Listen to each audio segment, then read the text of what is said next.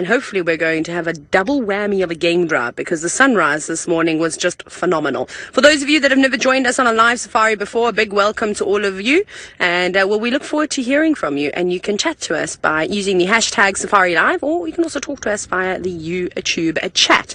It is exceptionally hot out here today. I've basically forgotten what the weather is, I'm afraid.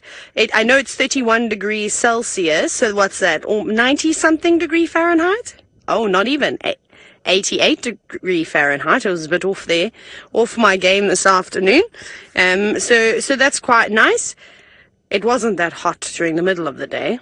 It was actually quite overcast and cloudy. But of course, wildebeest, they don't seem to mind the shade too much. Well, not that they don't mind the sun so much, is what I was actually trying to say. And their coats are looking beautiful this afternoon. Cecilia, thank you for enjoying my sarcasm this afternoon. You've said a massive migration indeed. Yep, that's exactly what we've got here. It's actually quite nice to see the wildebeest. We don't get to see them too often. This is one of the few places we see them here on Impala Plains, which is an area, and then we see them behind camp on the big open plains of Quarantine as well, and that's really all. They like it out here. There's lots of grazing for them, some nice grass to feast upon. Where they'll go to, I'm not sure. Now, our plans for this afternoon do in fact include viewing wildebeest, but what our hearts are set out on is finding wild dogs, because of course Scott this morning had some of their tracks, so perhaps they just sat down and rested. So we're going to see if we can maybe find them. So we're going to be doing some loops and laps around Impala Plains. We'll check Sandy Patch, Aubrey's Road, and sort of this western corner, and then as well as sort of the northern corner, to see what else is around. And then we're going to move on, because I want to see if I can find where these dogs are resting, if they're still around. We've got a surprise for you, but it's not going to be a surprise because I'm going to tell you what it is that I don't even know if Scott mentioned it this morning. He may have kept it a secret. But we have an interviewee presenter today. How exciting. Yes, all clap your hands and wave your arms around. And his name is Lucky. Jason, you said, where is Footloose? I feel like I'm obviously missing a joke. I don't know if I've been let in on this joke yet. I don't know who Fruit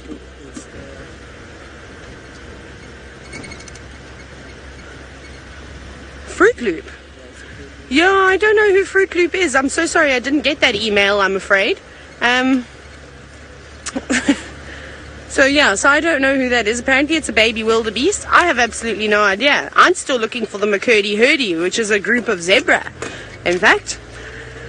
Now, I believe Final Control's getting sick of me already talking nonsense. I'm going to put my nose to the ground and see if I can pick up the scent of the wild dogs. I am going to send you across to Lucky for, well, his appearance. Be nice to all of him.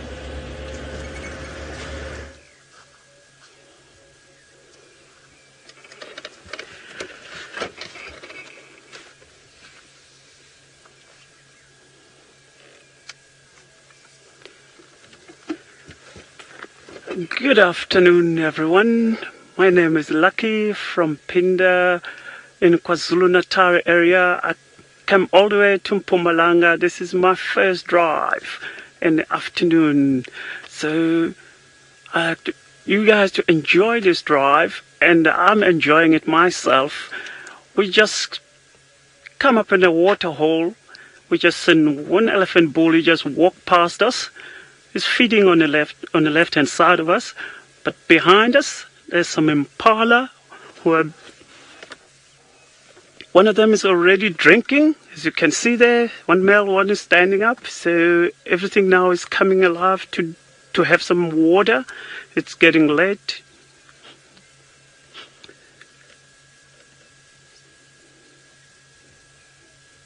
As you can see, they all get a little bit nervous when they come around water. Yeah.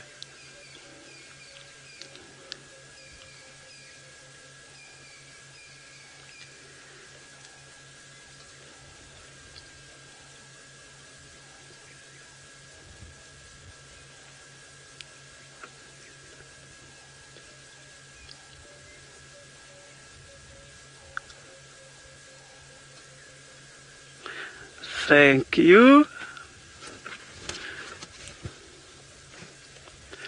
So there's impala now. I'll just drink, and some are still milling around, a little bit skittish as they come to the water hole.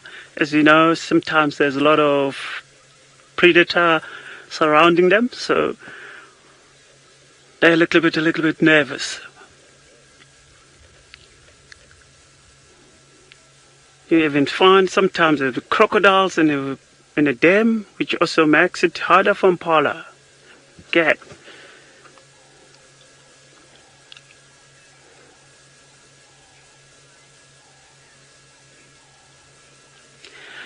Cassie, you want to know if impala do swim. That's unfortunately they don't really go in the water because they know the water there's crocodiles, everything there, so they don't really swim. I've seen impala being pushed in the water by lions trying to get away from lions or cheetah, and sometimes they drown because they don't really swim. So it's not ideal to be in the water.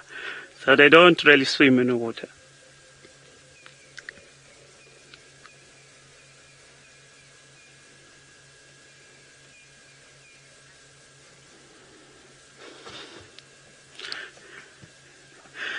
Philip, you want to know what's my favorite animal in Sabi sand and why?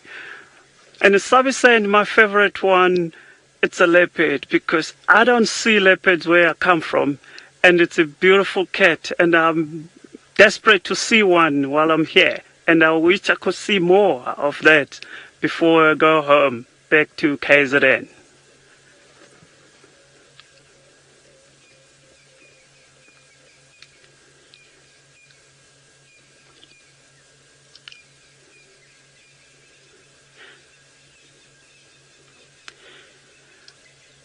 Okay, we've just seen impala, so let's go back to Taylor. I think she's got something exciting that side.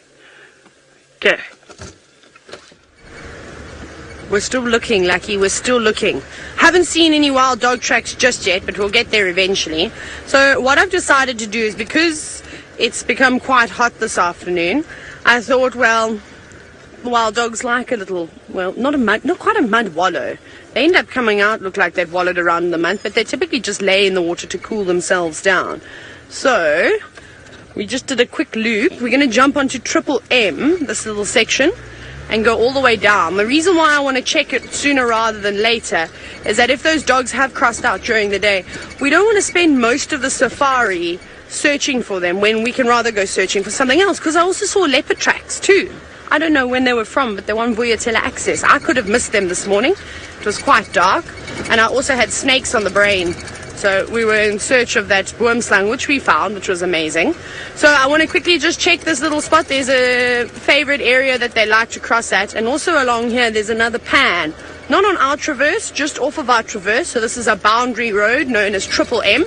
And there's no fences, for those of you that don't quite understand what the Sabi Sands is and the Kruger National Park. Essentially, it's a massive wilderness area, but with no fences. Sorry, this road is very bumpy. Senzel's holding the camera as steady as he can. So I just want to check to see if they've either crossed into Arathusa or perhaps Simbambili. One of these little pans. Red Dam's not too far away. That'll be a good spot. And then we'll go back past Gowrie Gate, which is the most northern entrance into the Sabi Sand. And then go back up Vuyatela Access and check the little pans around Sandy Patch and Aubrey's Road. We'll go up around there too and have a little squiz. But again, it's the problem checking the boundary roads during the middle of the day, because lots of vehicles going up and down, lots of guests coming in and out, lots of delivery vehicles. But we'll keep an eye out, and hopefully we don't see any tracks crossing here. It'll be a good sign. Right, Scott's on the move this afternoon too, so let's go and see what his plans are. Hello everyone. As Taylor just said, my name is Scott and I'm teamed up with Seb on camera. I'm sure you're enjoying the safari so far and happy to see a new face behind the wheel in the form of Lucky and Thuli. And it's been great having him around camp. He is a lovely guy and I wish him all the best this afternoon. it is nerve-wracking the first time, and even once you've done it a few times. As I'm sure some of you could imagine, it's very different to guiding regular guests. It's a whole nother world for a number of reasons, and one of the hardest things to get used to once you become a Safari Live guide is to remember that you have to look down at this funny little monitor. I don't think we'll be able to show you on this car. We'll probably just be able to show you a little bit of it. But there's a small monitor screen over here where I see what the cameraman is filming. Sadly, you can't really see. You can see where it is, but you can't see what's going on. And the reason why it's such an important tool is that as soon as you come across any animals, the cameraman obviously pans across and zooms in. Now, ordinarily, you would never in your wildest dreams be doing this whilst with guests on safari, staring into a little TV screen. You'd be looking out and chatting with them and looking out, and everyone's got the same view. So when you arrive here, you kind of just start watching the animals and you forget that there's a cameraman filming them, and then you could be talking about the wrong thing. And I think it's fair to say that most of the guides that start you find that as one of the single most tricky things to get used to initially. So Lucky will be having to deal with that this afternoon, as well as the director chatting to him through his ear, through that earpiece while he's chatting. So lots going on for him. And of course the fact that he's got more people on board than he's ever had in his life. Even though he can't see you, he knows you're there. Marvelous stuff. I just heard James trying to call Lucky over the radio all the way from Kenya. And it's remarkable how technology is assisting us take you guys on safari and do a better job at it. And isn't it remarkable that we've got a handheld radio system that operates from Kenya all the way to here. I think James has spent some time working with Lucky in the past, so he's probably just radioing him to say good luck. Very, very wonderful. Now, my plans are to double check the eastern boundary for any sign of Tandi crossing back. And Taylor did get a glimpse of her this morning, kind of from our southeastern corner into our eastern neighborhood. There is a chance she could have slunk back in Djuma. So that's what I double. After that, I am going to get to a stall and sound and try to familiarize myself a little better with that area. Back to Taylor. I was waving goodbye. There was happiness and all sorts of wonderful people, and Mama Z and Believe all going home for the evening. Now, I believe that there was unfortunately some pixelation gremlins that were attacking Scott. Sorry about that. Oh, I've got voice gremlins today. And sometimes this does happen. Now, I'm still trying to find these wild dog tracks. We're on Vuyatela Access now. Oh, I was supposed to be keeping an eye out. Oh, I think the pan is still up a little bit further. There's a really cool little pan that we actually don't check very often. It's sort of between Triple M and Vuyatela Access. Hello, Impala. Have you seen any dogs? No? They look very relaxed. There's one you can have a quick look at. Here we hop, skip and a jump over the log. There's no such thing as an obstacle course for an Impala. They're able to tackle most obstacles with absolute ease because they're such good jumpers. Even from a standstill, they're able to leap over them. Oh, what? How perfect. Are these wild dog tracks or are these hyena tracks? No. Oh, Senzel, there's a... What's happened here? There's a baby Impala with all the boys. That's unusual. Now, this seems to be a bachelor group. Obviously, we were just looking at a big ram, and there are a couple of other big rams too. And now we've got the young boys and a youngster, only a few months old, all on its own. That is an unusual sight. Little Impala, where's Mum? Have you lost her? Did you get separated? Now, if the wild dogs did come charging through here, that could have quite easily happened. And maybe the little one just wasn't able to keep up. Maybe they've been separated, or sadly, maybe they caught Mom and ate her, which is also a reality. But this little one should be able to survive if it just sticks with these boys and it's got a bit of company, you know, some other impala to help keep the eyes and ears out for any predators. And I mean, normally they're weaned at about 6 months. I don't know how old this little one is. What are we in now? Oh no, it's quite young still. But it will be nibbling on grass and leaves. So potentially it could stay alive as long as it keeps up with the rest of this herd. Maybe it's going to be reunited with mom at some point. We'll know if we find a ewe that's slightly distressed and calling, we'll know that that's the mom. We'll have to lead her back this way. I'm so sorry. That's terrible. It's not a very nice predicament to be put in. I feel like I need a loudspeaker to announce to all the animals in the bush, you know, like they do in the shopping centres where sometimes young children get distracted by all the shiny things in the shop and go wandering and disappear from mom's side. I wish I could kind of do that out here. Oh, this is very sad. Jeremiah, you said that this little impala wants to be like the others. As nice as that does sound, Shem, I would prefer to see this youngster with its mother, in fact. It must be a little bit on the traumatized side. You'll be okay, though. Life is tough out in the bush. I don't think, if I was an animal, I don't think I would last a day, to be honest. It's terrifying out here, absolutely terrifying. So I do feel a bit sorry for this impala lamb, but we must also realize that it's just one of those things. Now, we're not going to intervene. We're not going to try and capture it and raise it until it's an adult, because it's just one of those things. It's nature. We've got to let it take its course. We can't always interfere, and humans are the worst. We're constantly wanting to interfere all the time.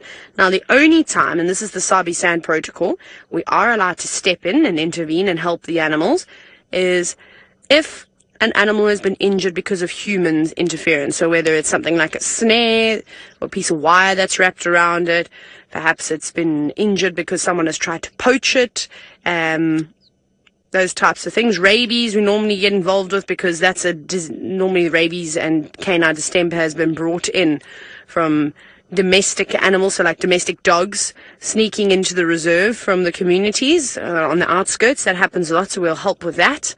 Otherwise, we kind of let everything go on its own. This is very sad, though. Cool, let's carry on. Let's go and see what else we can find. Bye-bye. Good luck on your adventures. Stay with these boys. I wouldn't hang around with those youngsters. I'd rather stay around with the big rams. I think they know what they're doing. So I'm just going to check here for some more wild dog tracks. I thought I'd seen some, but it wasn't. It wasn't a wild dog track at all. It was a hyena track.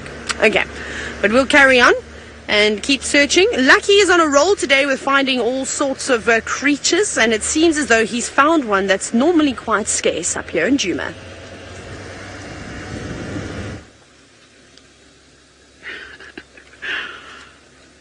Thank you, Taylor, for not interfering with that baby impala. I just stumbled across the herd of buffaloes. They on a puddle, as it's very hot, so they like to lie in the mud to cool themselves down. It's a nice herd of buffaloes, and they're just milling around, enjoying the afternoon day in the water hole. And as I heard that these animals haven't been seen for a little longer in this area, so it's nice to see a herd coming across our reserve. So if you watch them, they're all milling around, just chewing their cud, because that's what they do more. They don't really eat all the time. They eat and rest and chew their cud. As you can see, this big bull is still lying in the water there, chewing its cud, because that's how they get more nutrition on what they've eaten earlier than eating all the time. And now it's very relaxed in the water hole. It's a cool day. I will do the same if it's a hot day like this to cool myself.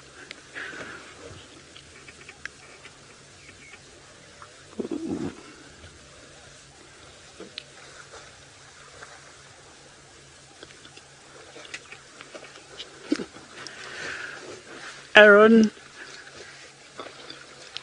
Your question is, do you prefer walking or driving? The answer is that I like driving. Driving is the best for me to go around on a cruise. But I also do like walking. I like to stretch my legs sometimes and not worry about a steering wheel and just stroll around and see some animals very close, or see what they're doing if I'm on foot than on a vehicle.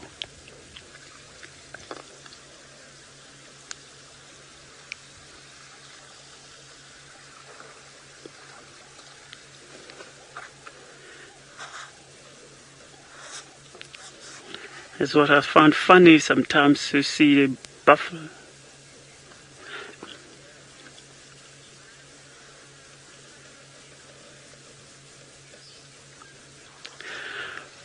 Mrs. Zero, your question is which animal I've seen giving birth.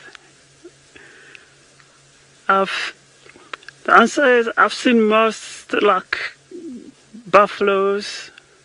I've seen giraffe. I've even seen an elephant giving birth, which is, I find it very, very interesting when you see all of them around the one that is giving birth, and next minute you see a little one on the floor. That was interesting for me to see. Other than that, those are kind of animals I've seen. I've seen a lot of impala as well.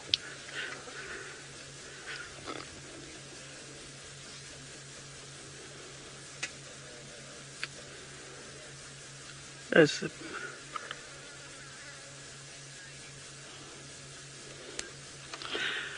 Paula, your question is how long I've been guiding. I've been guiding for 13 to 14 years in the game reserve in the KZN, which is KwaZulu-Natal, a long way from Mpumalanga. But I've been in a game reserve for 21 years, which is part of it is tracking at that time. I wasn't guiding, I was tracking.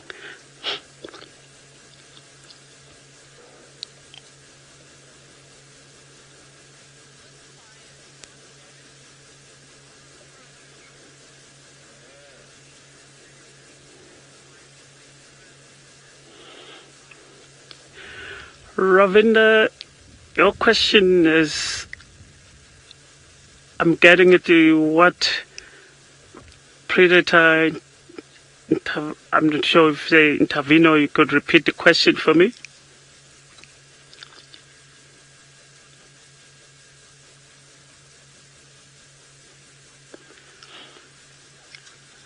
Ravina, I've got the question. Yes. Yes, I've got the question now. Say thank you for that. My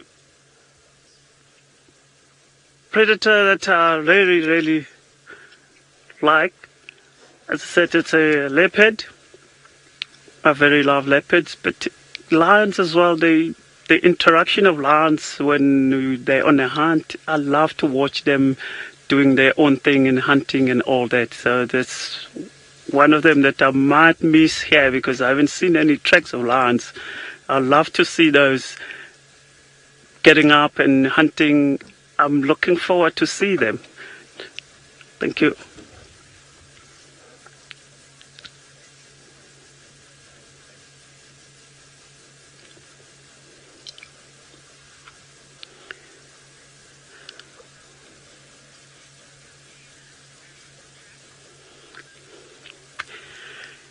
Okay, there's just watch these buffaloes now. They little bit out of the water hole, so I'm gonna pass you guys onto Taylor. She's got some tracks that side, which you wanna know what tracks she's got. Thank you. Finally, we found what Scott was talking about. So I'm just going to jump out. We've got the wild dog tracks. Come on now. I'm tangled. Also tangled. So, they come running down this way. There are lots of them. That's a good sign. And we know that the wild dogs have been hanging around on Buffels Hook, which is another property. Here's one. And then they sort of carry on going down. And they are going in that direction. I don't know where they go though, because you didn't see anything down that way. So I was going to drive up this road, Sandy Patch North, but I don't think I'm going to be doing that anymore. I think what we are going to do is go back the other way. Now, they're not the clearest tracks. I wonder if they weren't from very, very early this morning or perhaps late last night that they popped through here. They're from yesterday because it was quite windy yesterday, and the tracks do look quite windblown. Lots of sand in them, as you can see. You can see a clear definition of the toes or the padding of the track, but a very long, narrow track in comparison to our hyena track. So we'll see where they go. See, they normally like it here because there's a little wallow, and this is where we spent 3 hours with them when I just got back to work. Still got them. No. How am I still hearing the game drive radio even with the grain drive radio turned down? Sorry. Let me turn it all the way down. I'm following very, very carefully now. See, these ones are looking nice and fresh, and they're going here. Now, First Lady, I'm scared I'm going to busk here. You're wondering how many subspecies of wild dogs are there? Well, we've got the wild dog down here in South Africa, and then you get the East African wild dog. I think you also get a West African wild dog, and then I'm not sure. I'm almost certain that there's 3, but then after that I have absolutely no idea, unfortunately. I'd have to Google the answer to that one, which I'm not going to do right now because I'm going to try and have a look, but we can maybe have a little look later. I'm still following some of their tracks. Okay, this is good now. But the thing is that this road is going to lead us straight towards Impala Plains, which is where we came from. And we didn't see any tracks there. Are they sleeping somewhere in the area? I hope so. I really do. I know Scott was desperately trying to find them.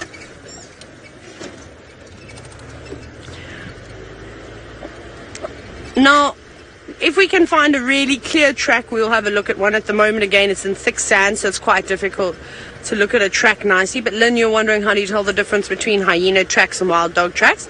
Wild dog tracks are sort of quite long and narrow, and they also don't have those very prominent bean-shaped toes like hyenas have. Hyena tracks are also much larger, a little bit broader. And both of them, you can see the claws when they leave their footprints in the sand. Just going to quickly go off here. I just want to have a look around. There's another watering hole and lots of trees, so maybe they're sitting here. I'm pretty sure they're going to be close to water. They always lay next to or in the water during the heat of the day, most of the time. And then with hyenas, they're quite funny the way a hyena's foot is positioned. Their feet almost go out like this, like if you were a ballerina and you were to stand. They don't face sort of forward, where I find wild dog tracks, their feet seem to be a little bit more symmetrical. So if you take the middle toe of a hyena track and you draw a straight line in it, they sort of go out like this. Whereas a wild dog track doesn't, it's not as prominent. Let's see here. If anybody's come to the mud. No. Little warthogies have been in there. So I'm just checking carefully. The reason why I jumped off road is because if they are lying in this tall grass and under these quarries, we're really not going to see them. I'm not scared of them to go walking, but then I'm going to disappear off the car for a while. I know Scott's battling with some gremlins, so we're doing the cheating way and we're just driving off road. I'm trying to stick to the big animal pathways though. Okay, now those tracks go off-road, but where did they go off-road? There's some more pans that are coming up. They could have done a loop and gone back that way. Here's the road. Here's the animal pathway. Not that the dogs need to worry about running on an animal pathway. Nothing here. Okay, well, my pack has just fallen off my belt. While I try and figure out where these wild dogs have gone, because at least we've got something to go on now, Lucky is still finding all the animals and seems to be winning at the mammals game.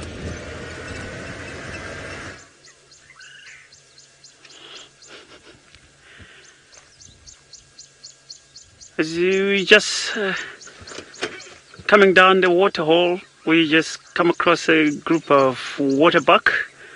They just resting in the shade. What I just see the females and the young ones, which I don't see a male around. For me, that's awesome to see the waterbucks very relaxed. Where I come from, we don't see really waterbuck a lot. They run away. They like skittish here. They're very relaxed, chewing their cud with the little one around. You can see that mommy with a baby. And it's awesome to see a male as well if it is around. But here, I don't see one. And what the waterbuck, what I love with them is that round circle on their bum that shows up. Yeah. And it gives a giveaway that that's a waterbuck. It's got that round circle on its bum. Even if it's far away, running away, you can tell on that.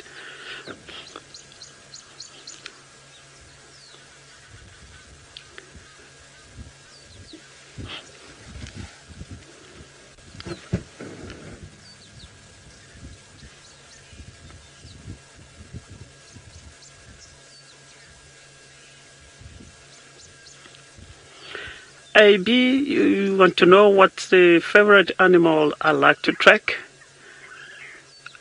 I love to track lions. That's my favorite cat to track. It's a lion. Because when I track lions, I make sure I find them. And I'm that person who doesn't give up easily when I'm tracking something. I want to find it. It may take me a while, but lions, I love to track them.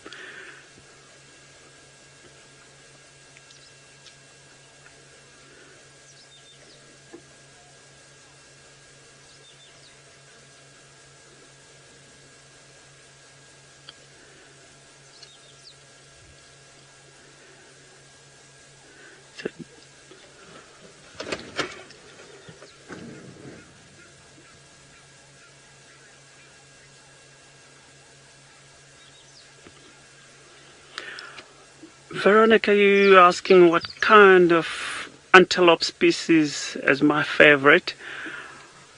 I'd say in the area where I come from, my favorite one, it's a Nyala, because it's a very beautiful antelope that you don't see all around. Where I am now, I haven't seen one.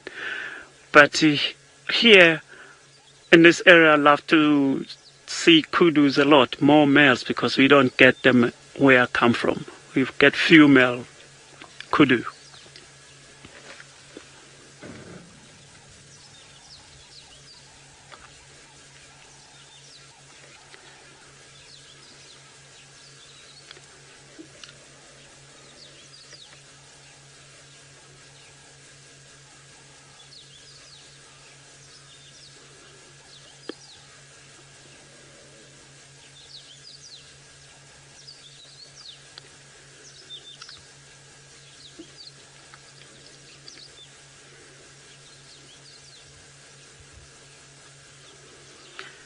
As I was mentioned earlier, that it is, yes. Okay, as I was mentioned earlier, that these animals, they rest like buffaloes. They were just sitting there resting. All they do is just chew their cud. As you can see, that waterbuck is also chewing the cud. So they all ruminate. So they don't have to run around feeding all the time. There are times where they just relax and chew and regurgitate their food and chew it again and chew it again. So for them, they don't like fussy about all the time until it's dark. They have to eat and eat. They just need to relax a bit and chew their cud.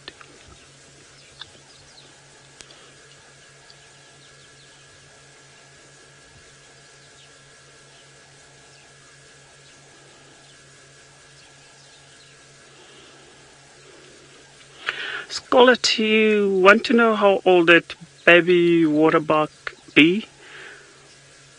The ways are small. I reckon it's probably maybe 4 to 5 weeks old. It's probably about a month to 2 months old. So it's still a baby one.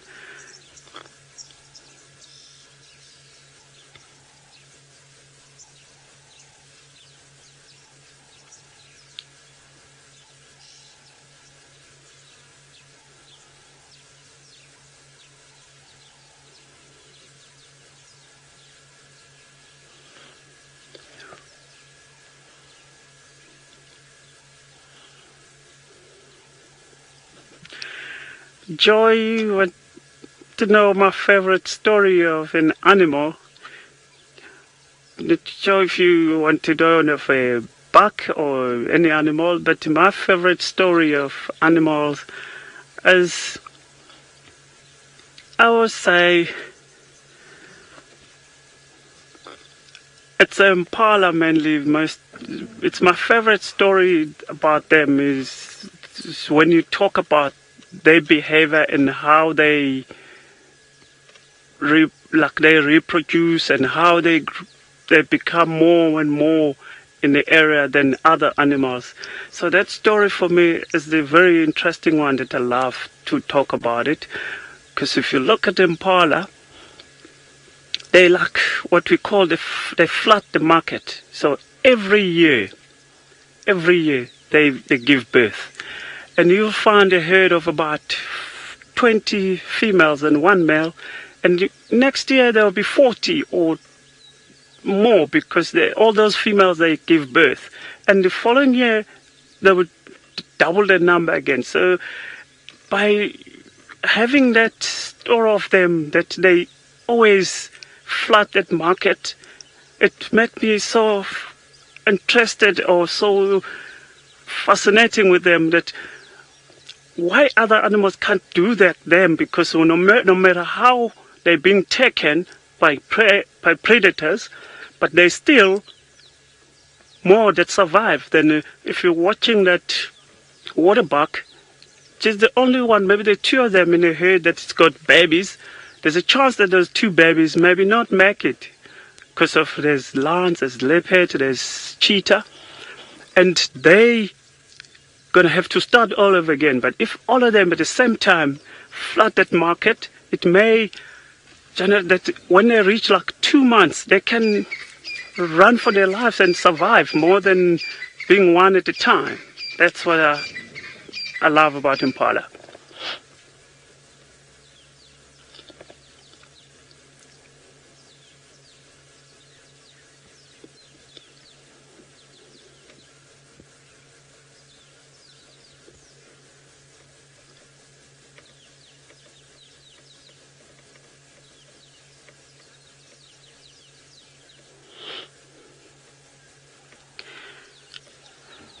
We've just been sitting watching this water buck. There's carry on going down towards the Chitwa Dam, and then I'll pass you guys to Taylor. She just left the tracks of wild dogs and she's on a search again. Go over to Taylor now. I'm very, very excited for Lucky to get to Chitwa Dam, the largest man-made dam in this whole of the Sabi Sand, I think, not just the northern Sabi Sand. I can't think of any other dams that are quite as big as that, so something quite nice to look forward to, especially after all the sightings we had there this morning. Hopefully the hippos and the elephants and the animals will be very kind to him, because they're not being kind to us today. But we also have only checked a very small portion of the property. So I've done a full loop now. I've checked the main roads. I have checked every single surrounding road of where we had those wild dog tracks, and absolutely nothing. So what we're going to do now is we're going to go back onto Vuyatela access and find on Sandy Patch where those tracks go off, and then we're going to drive in. I think those dogs are maybe just laying in that block. Perhaps they have made a kill mid-morning, quite easy that we could have missed them. They do move quite fast. The bush is very, very thick, so they only need to be 20 to 30 meters off the road and they completely disappear. I always love it when an insect flies down your shirt, especially when you don't know what it is. That's comforting. Let's hope it doesn't sting or bite me. So that's what we're going to do now, and then hopefully we're going to find some wild dogs. Well, that's the idea behind it anyways. Whether we will or not, I'm not so sure. We've also got a school drive joining us just now, so that'll be quite nice. I suppose I better find something then.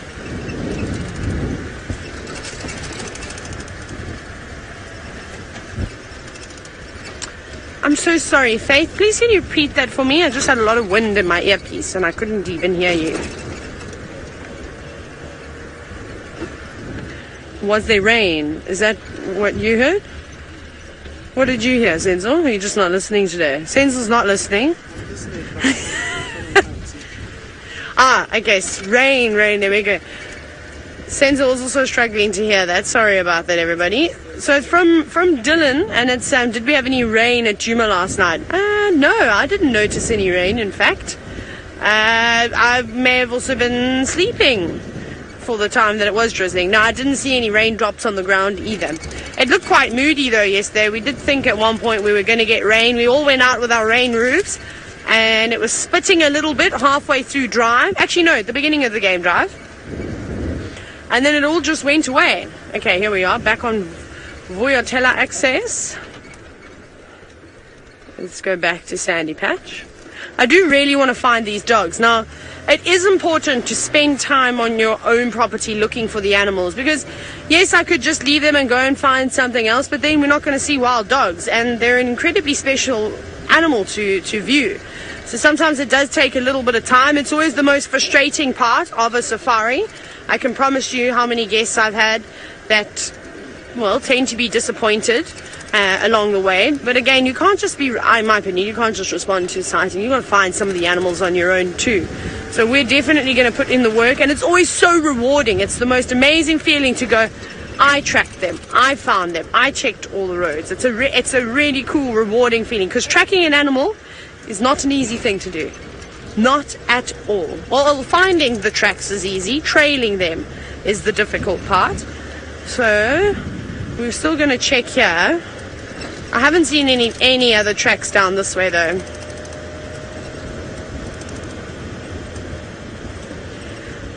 I'm really struggling to copy Faith today. I don't know what it is, but I think it was a question from Rebecca about animal census. So I presume, do we do counts of the various species of animals? I don't know what's just happened to my radio. I do apologize, but I think Senzo's also having the same problem. Can you hear what's going on?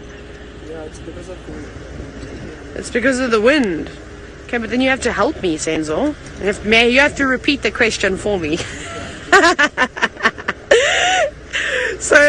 So sorry, Rebecca. They do indeed. I'm not sure when they do the census in this area. I can't remember if it's a specific time or if it's just kind of random.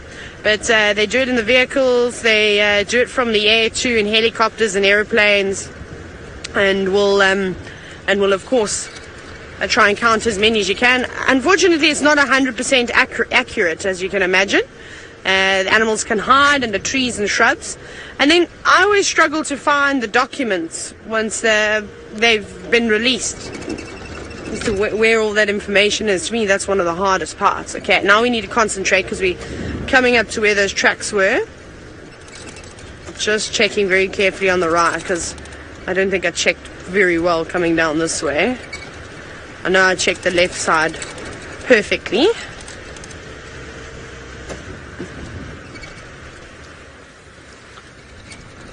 But very quickly, I just want to show you, we have a missing young Impala lamb. One of these two could potentially be the mothers, because it's not too far away from here. But we'll keep searching, and hopefully the two will reunite at some point. I'm going to send you across to Scott, though, and we're about to start our school drive.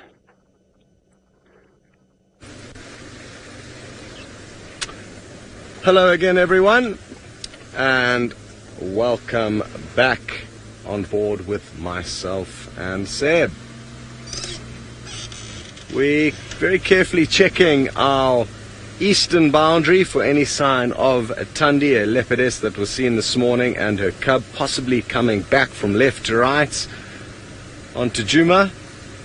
No sign yet, but there's still some space where she could well have done just that, and that's obviously what we're hoping for.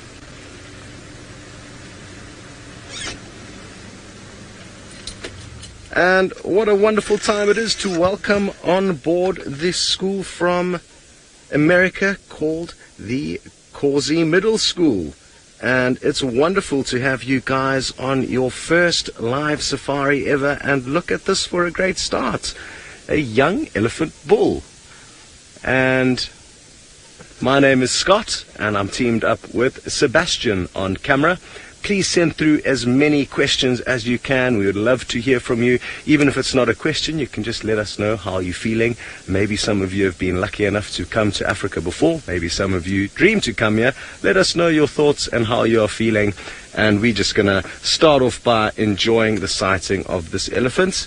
There's also an antelope called an Impala in the background that you can see walking behind the ellie. That's also a male. You can tell because it's got horns. The female Impala don't have horns, and interestingly, they're both feeding on the same things. They're both feeding on the fruits of a marula tree, and they're right underneath that tree now, and that's what the elephant's looking for with his big long nose. Imagine if we used to pick up our food with our noses. Hard to believe that they've specialized so much. Ryan, you would like to know, what is a waterbuck? Well, it's another kind of antelope. It's far bigger than the Impala. Oh, is he going to chase the Impala away? You greedy little boy. Surely there's enough for all of you. And young elephant boys can be bullies. Of course, they are the biggest animals that roam the African plains. Even though he's still got a lot of growing to do, he clearly used his size and power there to chase those Impalas away. Naughty. But that's how it works in nature. Size matters, and if you're big and strong, you kind of get what you like. Even that elephant will be able to chase away lions and leopards and a lot of the predators because it's so big that none of the predators would want to try and give it a hard time. Now, I've just seen a beautiful blue bird. Seb, it's kind of between us and the marula there. There we go. Oh, it looks like it's got a kill. What is it eating? It looks like it's eating a stick insect. How cool is that? Now, that insect has got incredible camouflage, and as its name suggests, it looks like a stick. But obviously, this woodland kingfisher was just too clever for it, and now it seems to be having a hard time swallowing. And for a lot of the birds, they have to swallow their prey whole, and that can be problematic, especially when they catch something big like this. What an interesting problem to have. Well, I hope you get lucky and manage to eat your food. I'm sure it will. Oh, there it goes. It might shake its head afterwards to help get it all the way down. Well, guys, you've just seen your first live kill, and it wasn't a lion catching a waterbuck. And sorry, I didn't continue answering your question about the waterbuck. It's a far bigger antelope than the Impala, and hopefully we'll be able to show you one a little bit later on this afternoon. The ones here in South Africa have also got a very distinctive white ring on their bottom, which some people have a joke about, and they say that it's from sitting on a wet toilet seat that was still drying, the paint was still drying. So that's an easy way to remember the waterbuck. And again, guys, please send through questions, otherwise it's going to be very lonely for myself and Seb out here. And there's no such thing as a silly question, so we would love to answer anything you would like to know. Very good. Well, there's still two other people that you need to meet this afternoon. Taylor is one of them, and that is who you're heading to now.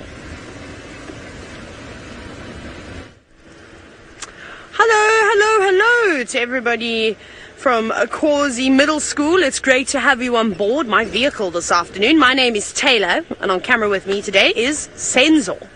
And well, let me tell you, we're hoping to find you one of the most endangered animals in Africa. Have any of you ever heard of an animal called an African wild dog, or perhaps a Cape hunting dog? Ooh, I don't know if some of you have. Maybe you have. But they're really, really cool looking things. Another cool name for them is the African painted wolf. They don't look anything like a wolf. They've got big round ears, kind of like Mickey Mouse, but a very sort of pointy dog-like face, and they're almost three colors, white, brown, and black, and quite tall as well. So that's what we're going to be looking for. And we've had their tracks. Basically what we're doing at the moment is trying to figure out where they've gone. So if you have any questions in the meantime for me about wild dogs, you're welcome to just ask your teachers and they'll pass them on through, or anything about going on a safari. what are we going to see here? There's also, of course, many different animals we could see. They could be anywhere. You've seen a bird with Scott already, a beautiful woodland kingfisher. We might see a leopard. Could just pop out anywhere. We could also see some elephants. We could see lots of different things. Now, Keaton, you've wondered what is the most interesting animal that I've encountered. All the animals are exceptionally interesting. I suppose it just depends on what type of behavior they are exhibiting.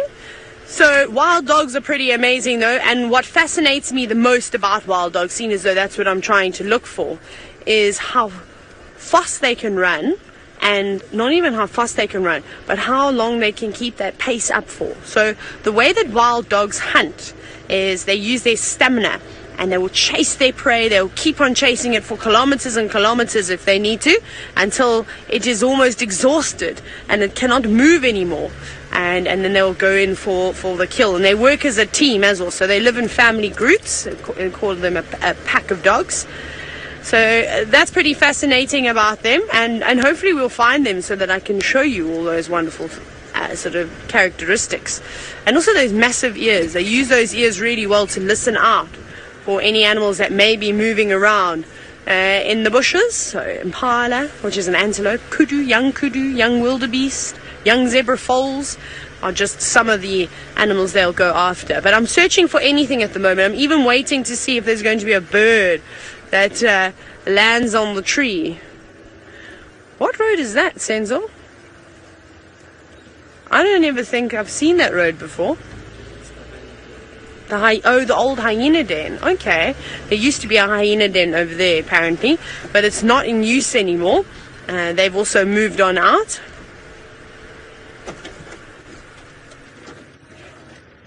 Senzo, there's a wasp. Our friend. No, come back. Let me see if it's going to stay. No. Land for us, wasp. There's a really big wasp buzzing about. It's just not cooperating this afternoon. No, it's gone too far away. What a pity. It was a very cool wasp called a spider hunting wasp. So it's actually searching for spiders at the moment. Not that it's going to eat them, but they paralyze them with their stinger, and then they lay their eggs inside, and their eggs hatch and eat the spider that's still alive, but it can't move, it can't go anywhere. That would have been really cool to see, but too quick for us this afternoon, so we'll try for something else. Very quiet, the areas that I've been checking, and I think I've been looking in all the wrong spots today.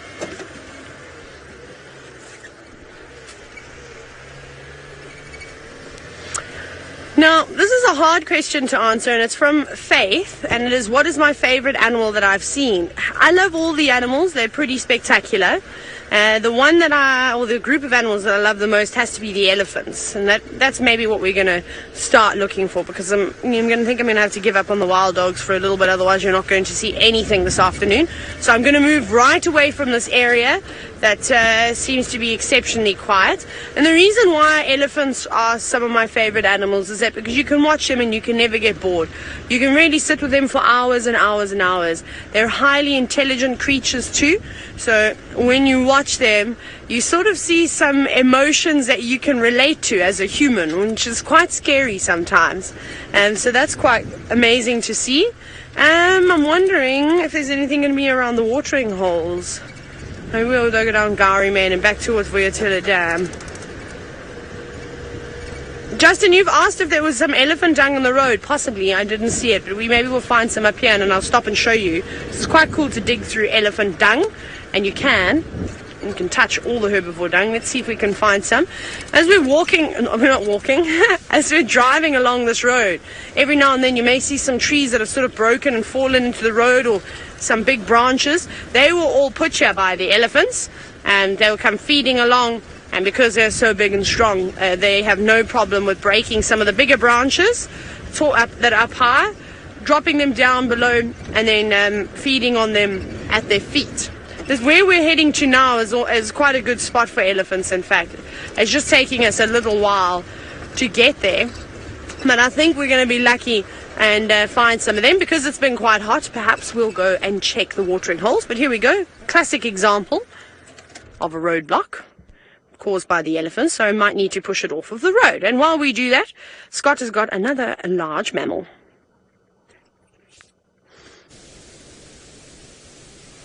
Yes, we do. We're having luck with all the big game this afternoon. These are the Cape buffalo. I guess the equivalent to your American bison. This is the African version. Your bison's a little bit bigger than our guys over here. And these guys can be quite formidable. They can be quite tough prey for animals like lions to take down. They don't take nonsense from anyone, especially the big bulls. Now, you'll notice that lots of them have got horns, and that's because the males and the females have both got horns, but there's a slight difference in the shape of the horns, and I'm going to get a little bit closer later on. There's just already the maximum amounts of vehicles allowed. They keep each sighting to just 3 vehicles, just to make sure they don't overcrowd the scene. But thankfully we've got a camera, so we can zoom in. Watch out, Seb. Oh no, we're all good. I thought there was going to be a car that drove through the shot, but it's all good. And this is quite a decent sized herd, like I said, mixed males and females, and it looks like we can now creep a little bit closer. Okay, let's get a little bit closer.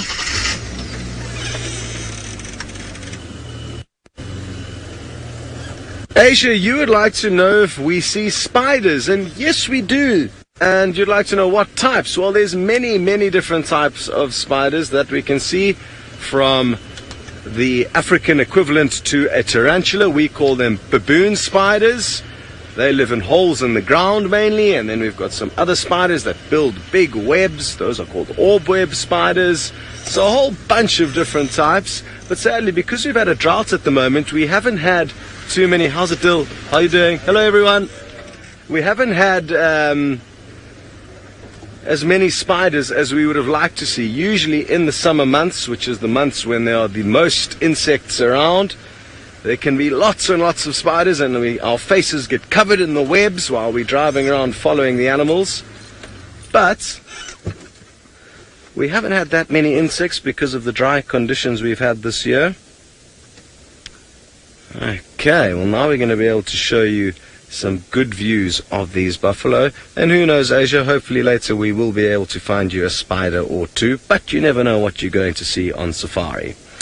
Okay, so if you look at the horns of this lady's head, you'll notice that where the horns meet on the center of her head, there's hair. So she's got a hairy middle parting, which indicates that she's a female. And then if we just go a little bit to the right, we can show you some big bulls, and you can see on his middle parting there's a crown of horn called the boss. So that's how you distinguish male from female. And the males can be very aggressive, even to us as humans. So if you are ever walking around, these are the last animals you want to come across, because they've got a very short temper and they can move very quickly. Even though they just look like cows, they've got a lot more attitude than them. Now, interestingly, it could be the same herd of buffalo that was being followed by a young male leopard, and he was looking for any of the young calves in the herd that he was trying to sneak up on and catch. And I'm just checking around carefully now to see if that leopard still isn't anywhere nearby. Marvin, you'd like to know if we see animals catching their prey every day. No, we don't. We see it very rarely, for a few reasons. Most of the action happens after dark when we're sleeping, and it's just something that's difficult to be in the right place at the right time every day. Also, the predators don't necessarily kill and catch prey every day. If they've had a good meal, the lion, leopard and cheetah can survive for about 3 full days without another meal. So they don't need to eat nearly as much as the herbivores do. But who knows, maybe we will get lucky and see some action this afternoon. again, you just never know what you're going to see on safari. I'm not even sure when last we filmed a kill. When was it? It wasn't recently here. What also makes it difficult in this area that we're in is that the bush is very, very thick. And we don't want to interfere and interrupt when the animals are hunting, so we usually try and keep the vehicle far away.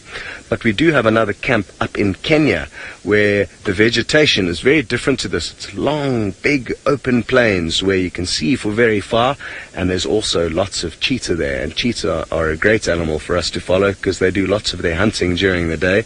And while we were up in Kenya, we saw lots and lots of cheetah hunts and action, which was really, really exciting because they are very quick. And they provided us with some incredible, incredible scenes.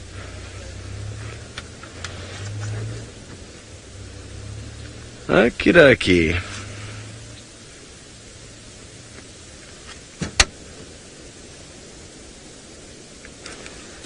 Aubrey, you'd like to know if I've ever had an animal try to attack me. And, yes, I have. I've had these guys chase me up trees before. I've had rhino do the same thing. Elephants have also can and will cause trouble. Lion and leopard have also charged me. But I've been doing this for quite a long time, over 10 years now, and spending a lot of that time also on foot.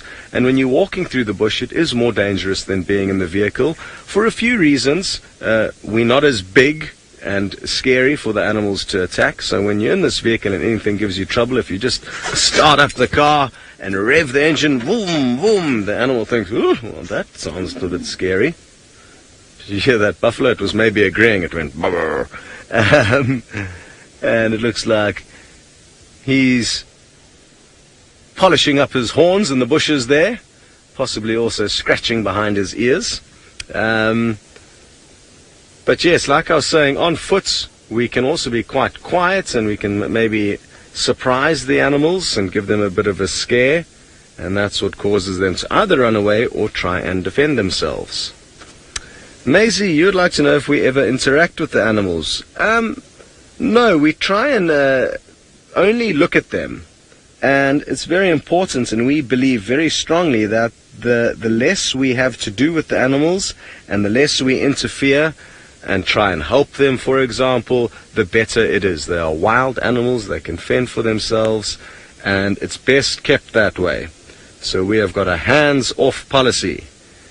Don't touch the animals, don't feed the animals, don't help the animals, even though it's kind of human instinct to sometimes try and help an animal that may be hurt. By helping that animal, you may be taking an easy meal away from a lioness who might be desperately trying to find some food for her cubs. So it's a good example of how we just let Mother Nature make all the decisions out here, and we are just spectators. And that way we get sightings like this where the animals really don't mind that we're here, because we don't really do anything for them or hurt them, so they just let us enjoy watching them. Justin, I think you'd like to know, how long can buffalo live without water? Well, I guess it depends on how hot it is and how much moisture is in the grass and what they're feeding on. But they like to drink at least once a day or twice a day. But that's not to say that they wouldn't be able to survive for 3 or 4 or 5 days without water if they needed to. We as animals have become quite weak with regards to our ability to survive in terms of our strength. Our brains have grown, but our bodies have become fairly useless when you compare us to what the wild animals can do.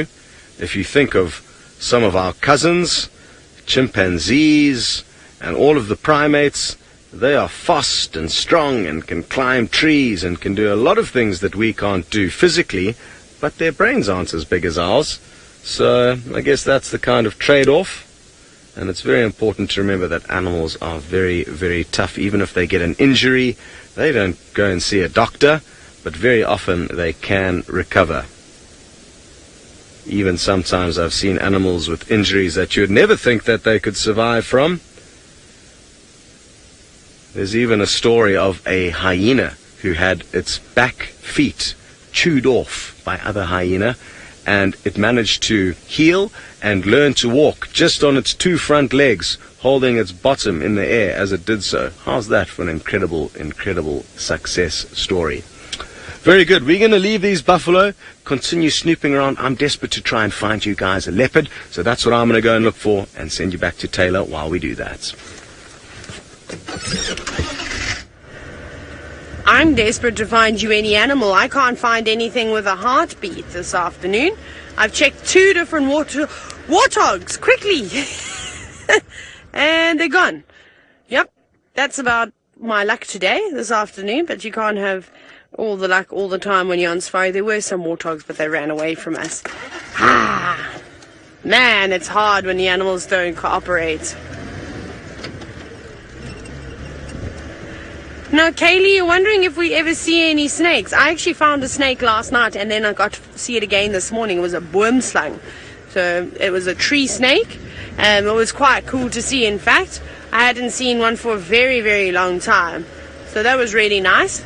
And maybe we'll get to see one tonight. I don't know. I've seen a couple of snake tracks slithering across the road, but nothing too fresh, and no snakes after those trails, sadly.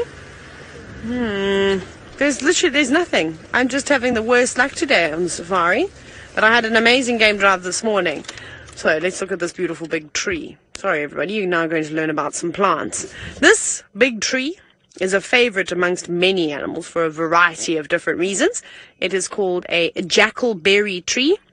It's in the Digestive genus, and there are lots and lots of different types of Digestive trees all over Africa, and most of them bear a fruit that you can eat. And this one hasn't got any fruit on it yet, but it will soon. And when this tree does start to drop its fruit, oh my goodness, there's going to be monkeys. There's going to be all types of frugivore bird species, so birds that like to eat fruit. There's going to be elephants, so maybe some impalas, so the baboons, the vervet monkeys, they're all going to be here. They're going to be very, very happy. And even leopards like this tree. I can't tell you how many times I've seen leopards on these horizontal branches. Firstly, it's a good spot to stash your kill, because that's what leopards will do, is once they've caught something, they will take their kills up into the tops of trees and wedge them between branches to try and keep them out of sight from other predators. And as I say that, I can smell something that doesn't smell too nice. I wonder if there isn't an old kill somewhere around here and the scent is lingering. It's a good spot for leopards. In fact, Senzo, I'm going to take a drive in because I can smell rotting flesh. Got to be careful though when you're driving under a big tree like this. Make sure you check up top. You don't want to drive under a tree if there is a leopard up in it.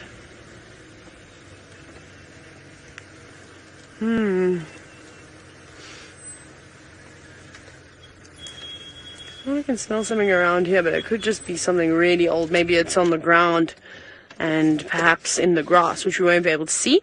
Now, Faith, you're wondering, what is the animal that I've encountered most with the most energy? I'm going to have to say it's one of the nocturnal creatures, and it's a scrub hare. Every time I've ever seen a scrub hare, so not a rabbit, but a hare, we typically see them at night time. They come out, or even early mornings and later evenings. They come out onto the road, they'll start grazing, but they hide away during the heat of the day. So they're not active like rabbits during the day. They are nocturnal creatures, so they spend their time foraging at night, and they're always bouncing around and running about. So I think that they've got quite a bit of energy. Okay. I can definitely smell something here, but I can't see anything in this tree. It could be anything. It could even just be something like a rat or a mouse that has actually died in the grass. And with the wind swirling like it is today, that would be enough and we would smell that. So my next dam that I'm going to head to is going to be Buffel's Hook Dam, which is quite a big one too. I'm hoping that there's going to be some hippos hanging around there, and maybe some elephants coming down for a late afternoon drink. But I'm nervous now because I'm really not having much luck with the mammal species. Even the birds don't want to sit still for me today. Every time I look at them, they fly away. Oh well. And there's so much food here. Here the grazing gets much better for the animals too.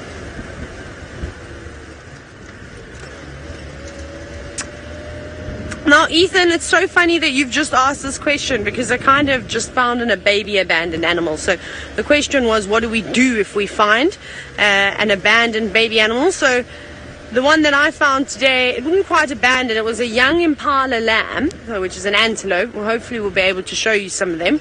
They're actually the most common antelope out here, but they're all hiding from us today. And it was standing with a group of males, which was unusual because it was a bachelor herd, so it was just all the boys together. A young Impala lamb of only a few months old would still be at mom's side, and they live in breeding herds, so it'll be the girls and their youngsters, and then one male with that whole breeding herd. And I don't know if it was maybe the wild dogs that had gone running through and maybe chased them. Maybe they caught mom and ate her. That's a possibility. Maybe they just got separated. I think that's what's caused the separation there. But luckily, that little Impala is not on its own. At least it's got some other Impala. They're not going to be able to obviously suckle its milk, but it's kind of at the age now where it is nibbling on bits of grasses, so it could stand a chance of surviving. But let's hope that mom wasn't eaten and they do find one another again. So what we will do is we let nature take its course, because we didn't have anything to do with that sighting. That happened naturally. The protocol here is that the only time we will intervene and help an animal out is that if it's injured because of human interference. So if an animal has been caught... Oh, ground hornbills, well spotted. I saw it and then I couldn't remember why I didn't say anything. That's another really rare animal. One of the more rare birds. Please don't fly away into the thicket. Please just land there. Big birds, really, really big birds. Are they going to sit up in the tree? There's two of them. Awesome. Very, very, very cool. Ethan, you're wondering if we ever see any animals that are quite close to extinction. Well, we're lucky we see the odd rhino every now and then. Southern ground hornbills are also endangered, and so are wild dogs, the ones we were looking for. So I've never seen a pangolin either. There are not too many of them, but that's the most trafficked mammal in the world. So it's kind of like an armadillo. We call them pangolins here, though. Sometimes we get to see them only if you're really, really, really, really lucky, which I have not been yet in my years of guiding. I'm still waiting to see them. What we're going to do is we're going to actually drive a little bit closer. What do you think, Sensor? But massive birds, hey? Did you see? We're going to hope they don't fly, so I'm not going to go too much closer. I'm going to maybe go another 100 meters or so, and then we'll stop in the shade and just sit tight and have a look at them.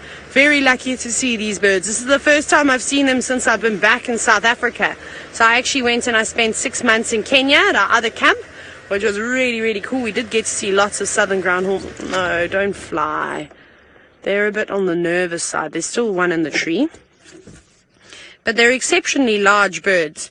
I mean, they can weigh just over 8 pounds.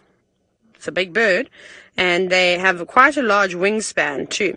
I mean, their wings can reach anywhere between, I'm trying to think, 3 foot and 3.5 foot. Very, very big birds. Now, they don't normally spend much time up in the trees. These birds don't fly around like eagles looking for their prey as they fly. So they don't hunt on the wing. That's what we normally would say. They're actually active hunters down on the ground. So they'll walk like dinosaurs, like velociraptors, trying to flush out some prey. And they eat a number of different things. They've got those massive beaks, which allows them to crush through tortoise shells. They eat chameleons. They eat mice, rats, and snakes. And when there's lots of big, juicy grasshoppers or locusts or armored ground beetles around, they'll also feed on them. And if there's anything left over on a carcass, so an animal that's maybe just died of natural causes, or perhaps a lion or a leopard has maybe caught it and there's some scraps, they'll go in and they'll also eat parts of the carcass too. So they're part of the bush cleanup team. Looking for something now. Ethan, you're wondering if most predators hunt at night. No, not necessarily, because we're looking at a predator bird now. So I suppose these guys are more diurnal than anything. They go up to the tops of trees to roost at night. So that's where they sleep, kind of like what chickens do. You know, they always like to sit up off the ground. What are you doing? Are you pecking away at that bark to maybe find a scorpion? Maybe. In that knobthorn tree, there could be lots and lots of scorpions underneath the bark, or big boring beetles and grubs that they could go after. So these guys spend most of their time hunting during the day, and then they fly up. But leopards, lions, hyenas, they can hunt at any time of the day. Most of the predators do. Wild dogs and cheetah, they're the ones that typically will hunt during the day. However, it's a bit of a wives' tale where they say that they don't hunt at night, because I've seen both animals, both cheetah and both wild dog, hunting at night. It's just that the bigger predators come out at those times, and wild dogs and cheetah are smaller than leopards, lions, and hyenas, so they need to be careful. Now, Colby, just going back to wild dogs again, you're wondering what is the diet of them. They eat a number of different things, anything they can really get their teeth onto. So impalas, their diet, bush species, young zebra, wildebeest. They're really no, they don't want to hang around today. Ground hornbill.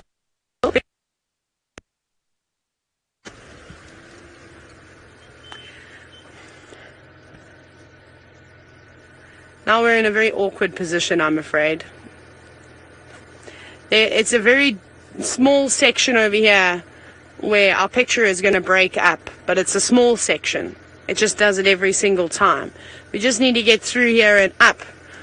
Because if I go down the way behind me, I'm again going to get, unfortunately, bad signal, even worse signal. Now we've got nothing to look at.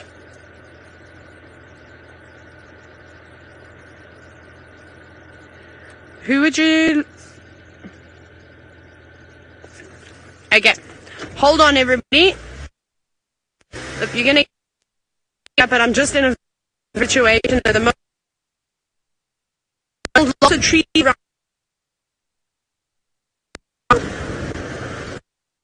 and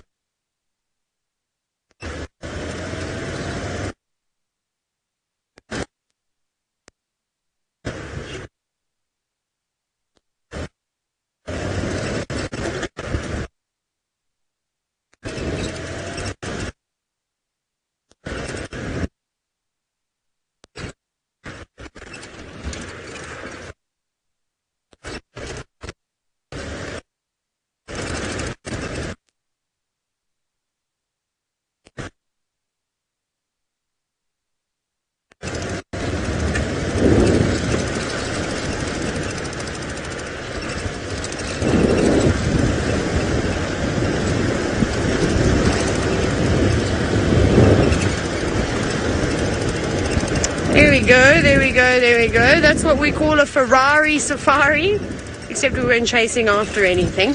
We were just trying to keep away from the areas where the signal is not very great. So sorry for that, but thank you for bearing with me.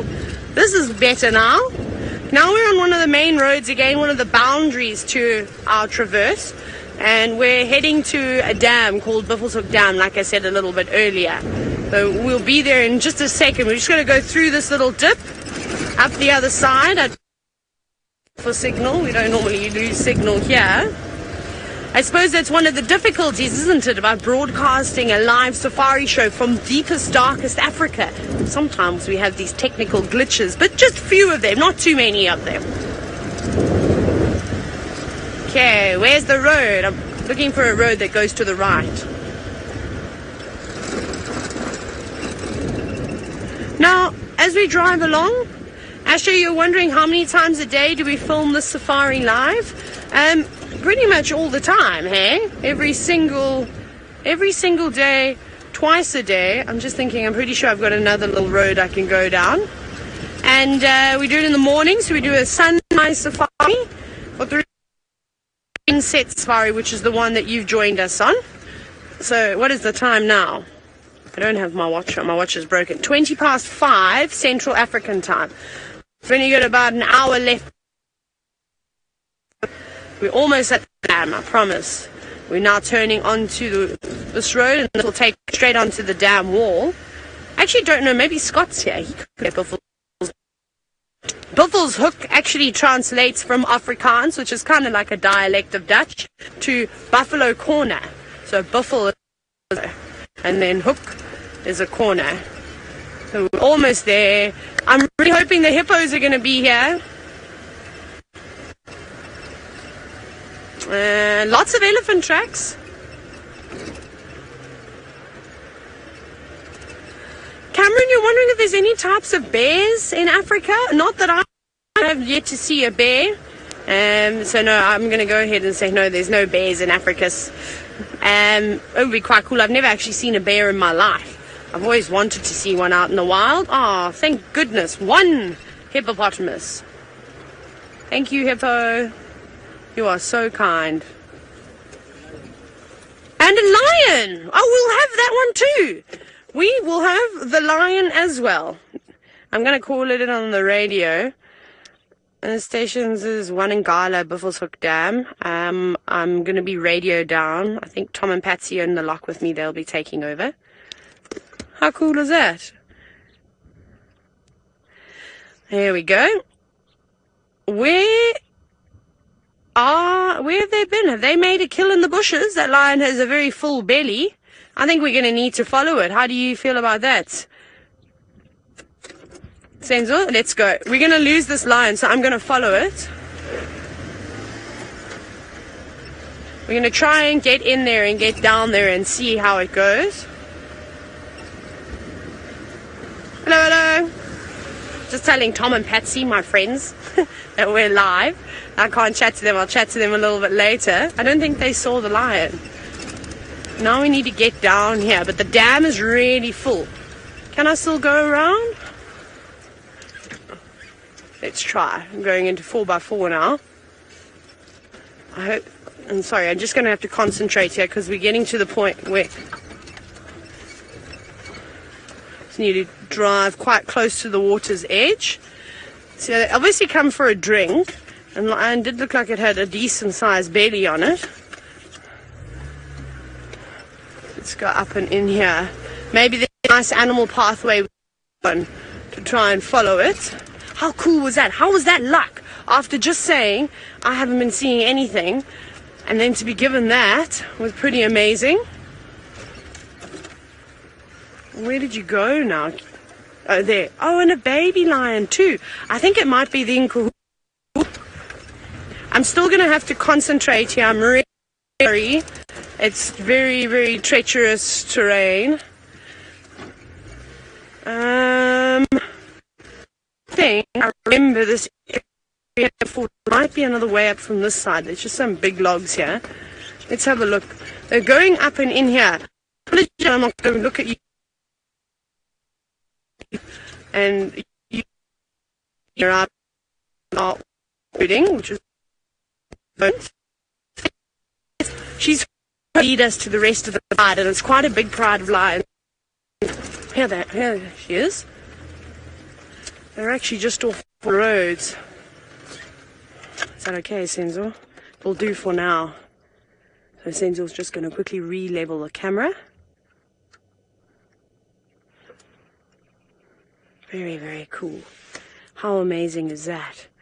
I'm just going to jump on the radio. Sorry, everybody. Tom, Patsy, if you can copy me, come around on that link road that runs from the Balanites tree just on the southern side of Buffelshoek Dam that links back to Buffelshoek boundary. You'll get them on the road. It's just two lions. It looks like one of the Nkuhuma lionesses with a youngster. I'm going radio down again. There we go. Just calling the other vehicle in a much easier route because they're not going to get a view from where we are. We've obviously taken the sneaky back pathway here just because I wasn't sure where they were going to navigate and head to. Where is the rest of the pride? I wonder. Now, I have a feeling that this is part of the Nkuhuma Pride. Can you hear the birds shouting now?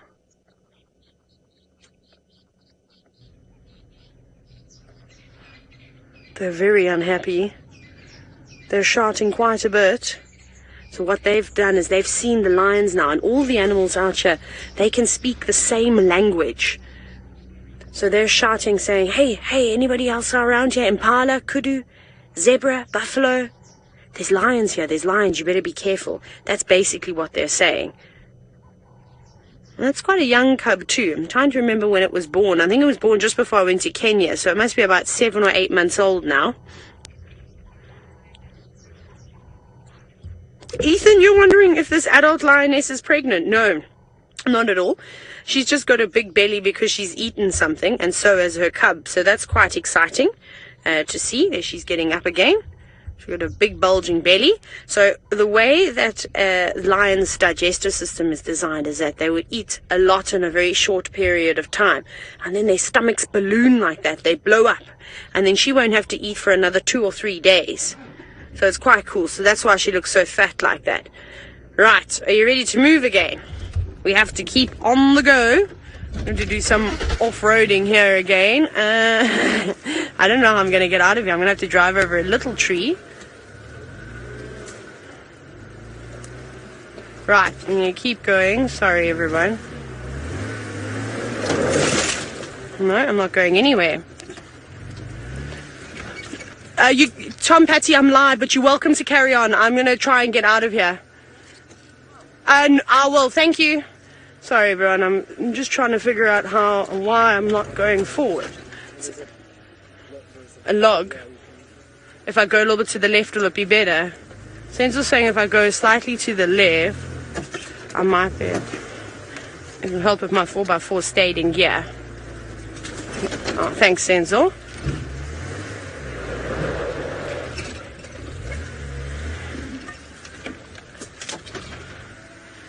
Okay, Sensor, are you ready?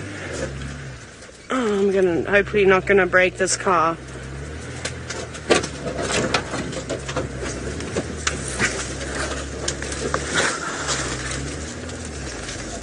Oh, sorry, Sensor. Sorry, everybody. We're just concentrating really hard, as you can see, to try and drive. It's very difficult to often present and drive and off-road all at the same time and listen to questions. So I'm sorry if I'm not getting to all of your questions. Now, where did they go? There, they've paw prints going here. Let me just see if I can see another way through. It's exceptionally thick in here. At least we know we've got some lions on the property. Now I've got to try and find a way in because I can't see them. So get ready to duck and dive, my friend. Have you got sights on them? Oh, there they are. Okay, I'm so sorry, everybody, that we're having to do all this off-roading, but if you'd like to see lions, you're just going to have to come along for the ride. It's not always easy. You're good. No, the animals don't often stick on the pathways. They do whatever they want to, whenever they want to. Where are you taking us to? I really hope wherever the rest of the pride is, they're going to show us sooner rather than later. Oh, there they are. They're on a kill. I just heard growling. That's why I stopped. I heard them growling. Let's get in here. They're fighting over something. There's a buffalo that they've caught. There's a lion. There's a whole pride lion. Hi, guys. Senzo, I want to go around. I want to get to the ones that are feeding. We're going to go around these cats. Hi, big girls and big boy. Promise you it's going to be worth it.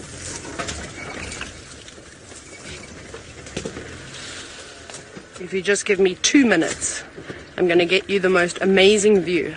Hello, kitty cats. What's your back here, Sentinel? Sorry, it's no thorns. Oh, they've caught a buffalo. These sneaky lions. Here we go. We'll just stop like this for now and then have a little look. How cool is this? You are all so lucky. Now I want you to also listen very carefully.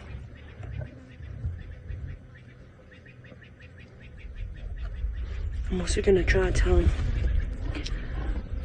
Tom, Patsy, if you can sort of follow the way that I went in. I've got the Nkuhuma Pride on an Inyati bumper. sure. I'm not even sure where we are. Maybe you can just give better directions to call a third vehicle in if anyone's close by. I'm just still live. There we go. Wow. I've been so incredibly lucky. But now I'm ready for all of your questions, everybody. So I look forward to all of them coming in. Whew. That was crazy. How insane was that? Driving through all of that stuff. Wow, wow, wow. And to be so close. Look how close I am. I mean, I'm maybe only 20 meters away from them, and they don't mind us at all. Pretty amazing. It was worth the wait, wasn't it? I think it definitely was. Well, I'm excited about it.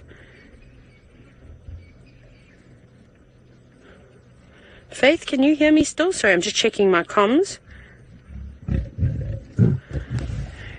You've got comms, I don't. I don't have comms. Faith, can I have a comms test, please?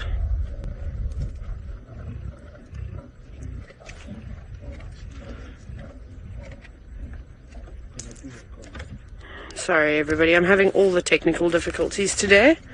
Sensor's going to try and plug me in from his side, but I'm not going to be able to move around too much. Okay, Faith, you can try again.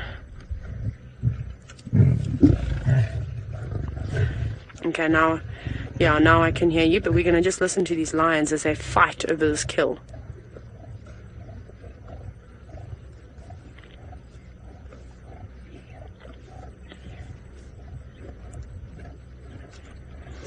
Now, there's quite a big pride of lions here. There should be 5 lionesses, so 5 adult females. And then there should be 6 older cubs that are almost 2 years old. And then we already saw the one younger cub that's just under a year, probably about 7 or 8 months old now. Somewhere around there. About 7 months probably. So that's a big pride of lions.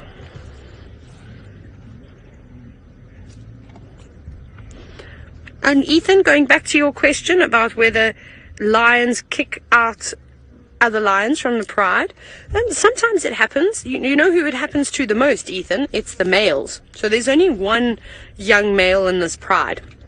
And the reason why he will get kicked out is because he eventually is going to become competition for the coalition of male lions that sort of see this pride. So they don't just have one group of females that they look after. They've got a massive territory that they'll go round and round, mark and defend their territory by roaring, by also scent marking with their glands on their cheeks, and as well as spraying urine. And they must have about 3 or 4 different prides of females. So they don't want any of the males to come through and potentially, take them on when they get a little bit older. So normally by about 3 to 3.5 years, the males get kicked out of the prides, and they've got to go off on their own. And it's very dangerous for them. They live a very dangerous life, trying to sneak in and around all the other lions, all the other male lions in the area, because they'll try and kill them until they are big enough and strong enough to take over a pride for themselves. So yes, they do. And then something we used to see a lot of when we were in the Mara in Kenya, was the prides get exceptionally big there. They get huge. You might see the average size was between 4 and 5 females. But then you'd also get some where there's like 20 or 30 lions in a pride, and that's really big. And when the migration is not around, so when there aren't many wildebeest and zebra that have all traveled from Tanzania coming to Kenya, it's hard to find food. It's hard to feed all of those lions. So sometimes the prides get a little bit sick of one another, and then they split up and they form a breakaway pride, just because it's easier to hunt and feed if there's less of them. It's the same thing now at the moment. We're waiting for the big herds of buffalo to return.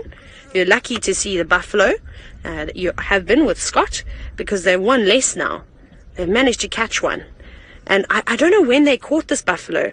I don't know when the lions actually came onto the property. We've been looking for them for ages and ages and ages.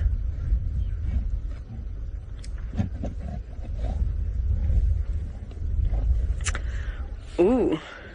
Ryan, you're wondering how many lions would it take to kill a water buffalo? Well, I'm not sure, because we've got African buffalo here. I've never seen lions taking on a wild buffalo. on a water buffalo, sorry, in Africa. So we've got the African or Cape buffalo, and one male lion can take down a buffalo on his own. If the buffalo is sick and injured, it wouldn't surprise me if one lioness, one female, could do the same thing.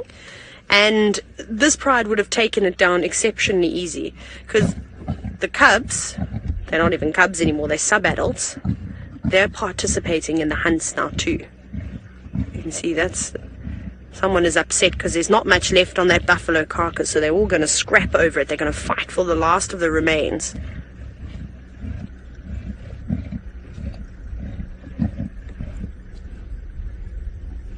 That's amazing sound. Very cool. Wow. Well, from all of you at Causey Middle School, I hope that you enjoyed it. Thank you for coming on a seriously bumpy adventure and for putting up with me off-roading, but it was worth it in the end. We got to see the biggest cat in Africa, and I hope that put smiles on all of your faces, and we look forward to chatting to you all again. So from all of us here at Wild Earth, from myself and Scott and Senzo and Sebastian, we'll have chats for you next time, but we'll see you guys in a little bit.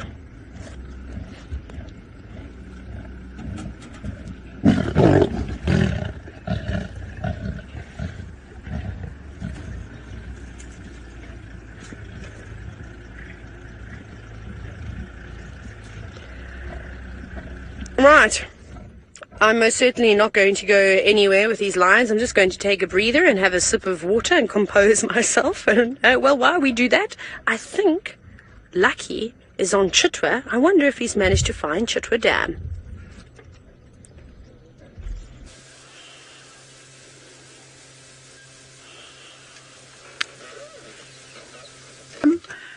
So we've come across a beautiful male Inyala. As earlier I was saying, that's my favorite antelope.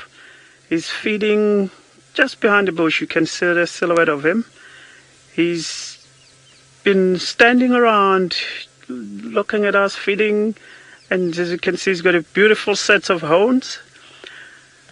The reason why I said I love this animal, because it's got a funny way of showing who's the boss amongst the other males. So I love to watch them when they're doing that dance. There's a dance that they make. If you look on their back there's a little white ridge that runs all the way from the neck to the tail. They do raise that and then make themselves as big as possible, and then they'll walk around each other, and the more they do that dance, it's more funny to watch, because every time they change position and then make themselves as big as possible, the bigger is the one that stays standing, and the smaller one is the one that walks off, which means he says, I give up, you the boss, and then that's how they fight more. Because other animals just do clash horns same time. This one don't do that, so they firstly do the dance. But if that dance goes all the way, then they will start fighting, and they have serious fight when they do. Fortunately it's behind the bush. If you notice, if you see the horns, the tip of the horns, they're very, very sharp. You don't want to corner a male Inyala. Look at those horns. You see how sharp they are. Very, very sharp. You'll be in a big trouble. Even the cats that takes down Inyala, like lions, the leopard, they have to think twice if they see a big male like this, because they can be in danger. They can endanger themselves with those horns, so they have to be very, very careful. So we have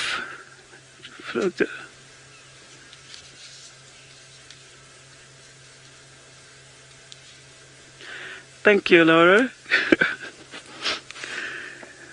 I just want to show you on the book, because we only see the male and we don't see the female. In Nyala, it's one animal where a male and a female are totally different, and it's like another different species, but it's just one animal.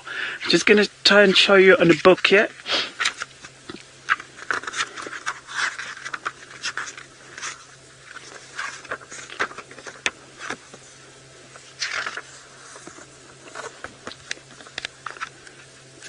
beautiful, beautiful antelope.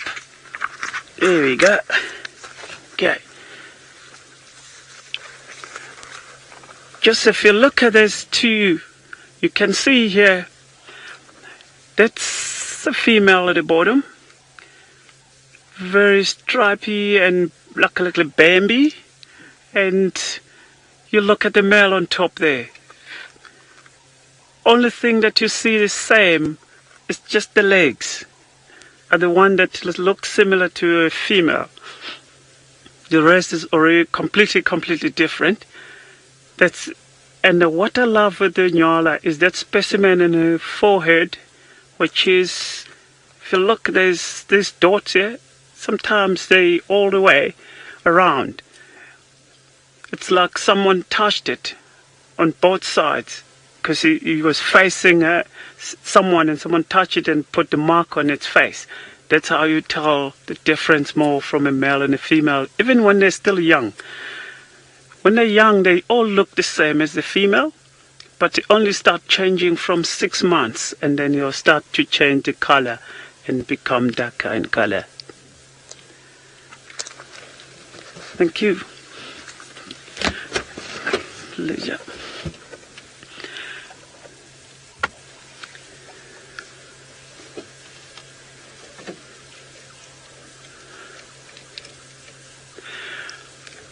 First lady asking what antelope has the heaviest horns.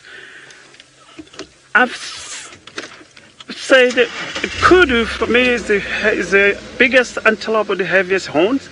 Though we do get other bigger one like eland, which are bigger than the kudu, but their horns aren't that big as the kudu ones. When you see a big male kudu, got a huge specimen of horns.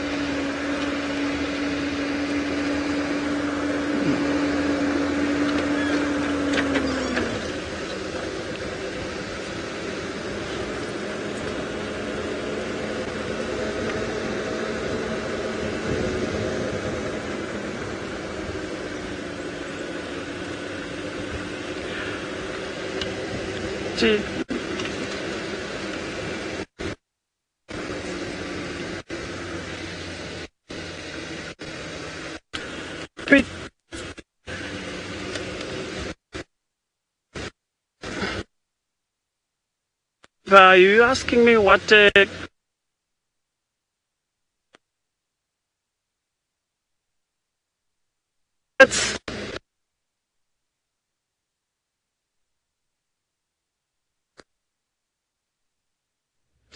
Oh, apologies everybody for that.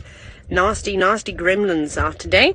But luckily the Nkuhumas are here to save the day. I bet you're all very happy to see them again. And this time, feasting. It's always good to see these cats when they have something to feed on. Ah, wonderful. I believe that you're all excited. We've got your audio. Just keep coming sort of southeast, you should get our visual. So it's just calling on the radio that we've got the other vehicle's audio, because it's quite thick in here, as you saw as we were heading on in. So I believe you're all quite excited. Yep, I am too. And this is the first decent view. Actually, it's the first time I've seen the Nkuhumas during the day, funny enough, since I've been back at work. It's only almost taken, what's the date today? It's only almost taken 2 weeks. Seen them a couple of times passing through the property at night. Saw them tearing into a Impala one evening. But very, very, very nice to see. Not that a buffalo is going to last these lions for very long. Because what is it now? So it's 5 adult lions. We've got the 6 older sub-adults. So that's already 11 cats. And then we've got the other little youngsters. So that's 12 lions. But 11 almost adults. 6 of them almost adults. They're big now. So they're going to be consuming a huge amount. So one buffalo is not going to go very far. I'm not sure if it was a sub-adult buffalo or if it was a female. It's quite difficult to, in fact, tell with all the trees and things around, and also for the fact that the lions have devoured most of it already. So, as long as they all manage to get a couple of mouthfuls just to line the tummy, and that should keep them going for a while, but good news that they are back here. I assume they must have done this last night or very early this morning.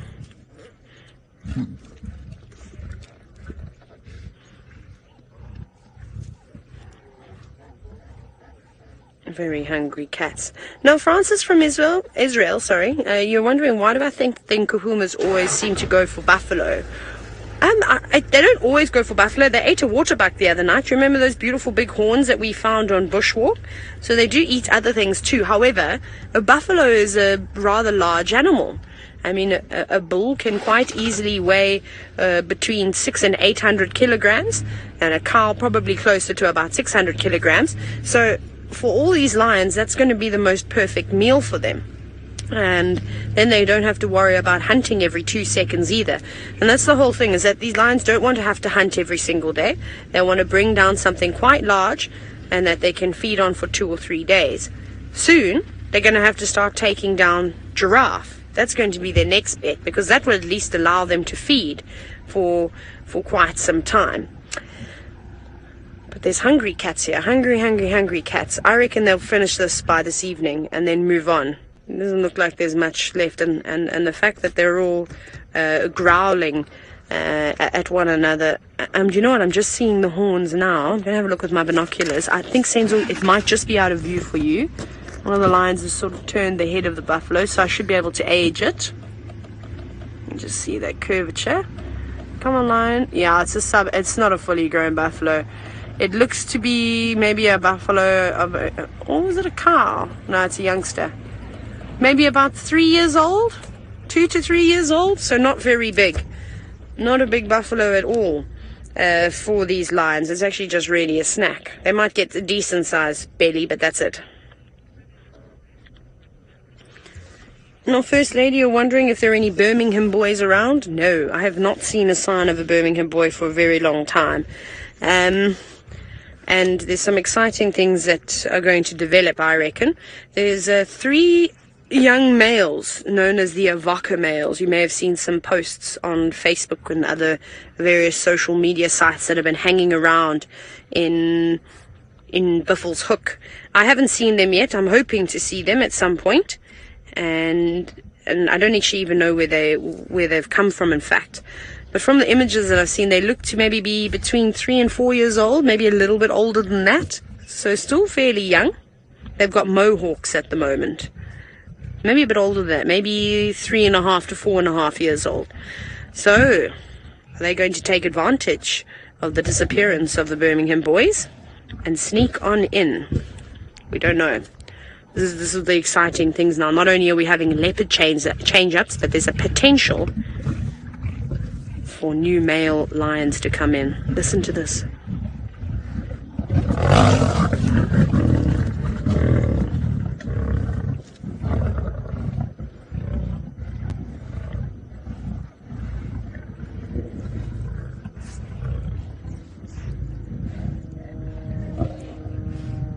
That's incredible audio.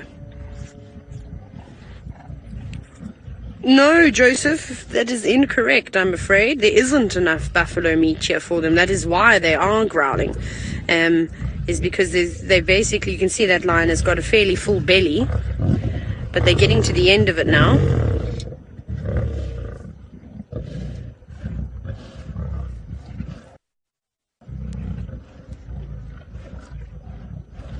Pretty amazing to be sitting in the presence of such a large pride of lions as they all squabble over the remains of a buffalo carcass. That is insane. Ravinda, you've said that you love this growl. Me too. It's one of the most incredible sounds out here in the bush. You see that lion on the right is actually trying to look for a gap. Not that it looks like it's got much room left in its belly.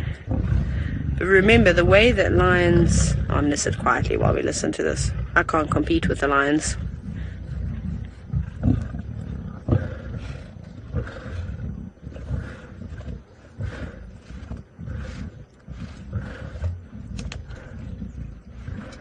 It sounds like it's exhausting to try and growl with those full bellies. So what I was going to say is that the way that the lion's digestive system is designed is that they will try and consume as much meat as they can in a very short space of time, which obviously causes their stomach to balloon like that, and they're able to expand it. So when you see a hungry lion, they normally have a lot of extra saggy skin around their belly, and that's just because it's waiting to be filled, of course. So like I said, I mean, they could even finish this in the next hour or so. There doesn't look like there's much flesh left at all, and if they have been eating it since this morning or late last night, that would of course explain a lot. So I'm hoping that they're all at the same time going to head towards Buffelshoek Dam and have a drink at some point this evening. That would be ideal, but we can only wait and see.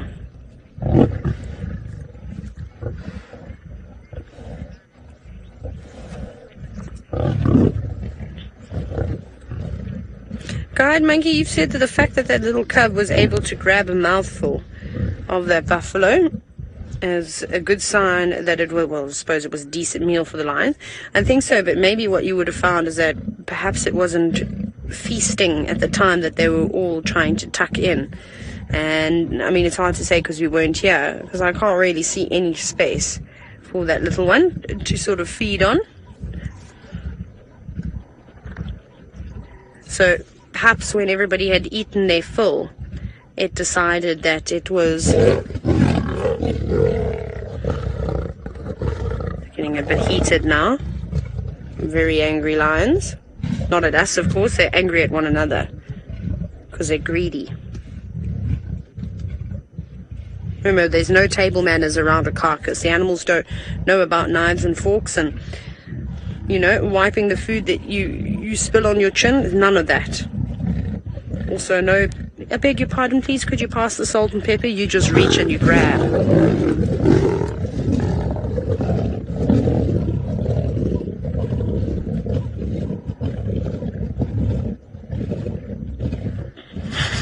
Sainzel, please can I show the viewers something on my hand? The good has just jumped onto the car and onto me. Are you enjoying the show? Well, I like the way it's bouncing to the sound of the lions roaring. Look at it. It's also missing a leg. What's he eating on that carcass? Did you just use your foot as a toothpick? Look, watch it go. Dun, dun, dun, dun, dun, dun, dun, dun, dun. I don't know why I'm doing the Pink Panther soundtrack. What music could we do? Whoop. Is it on my hat now, Senzo? I feel like it's on my hat. Wanted a better view, so it's just thought it's going to sit there. Well, sadly, this little critter is slightly disadvantaged. Something biting you, Senzo? Flies. Senzo's scratching around now as well. Perhaps you need the grasshopper frame. So anyways, this poor grasshopper has lost a leg somehow. I don't know how. And, well, it looks quite young still. I'm sorry. Maybe you survived an attack from a bird. We'll leave it on my head.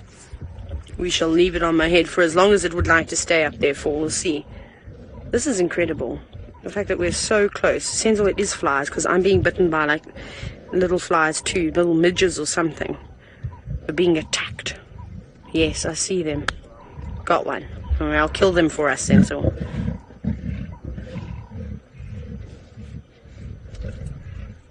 This is amazing. I'm in awe of the sighting. But we'll sit here for as long as it takes to see what these cats get up to and hope they will mosey on down to Buffelshoek Dam for a drink of water. Scott seems to have fought off the gremlins for the moment. Finally, we are back. We've been plagued with a few issues this afternoon, but fear not, at least nothing exciting was happening where we were. So it's not like we had to leave anything cool to come back in search of signal. And here we are. I don't really have plans, to be honest, other than to drive around with it, see what happens.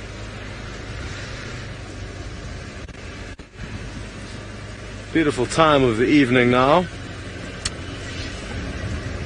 So looking forward to enjoying the golden light.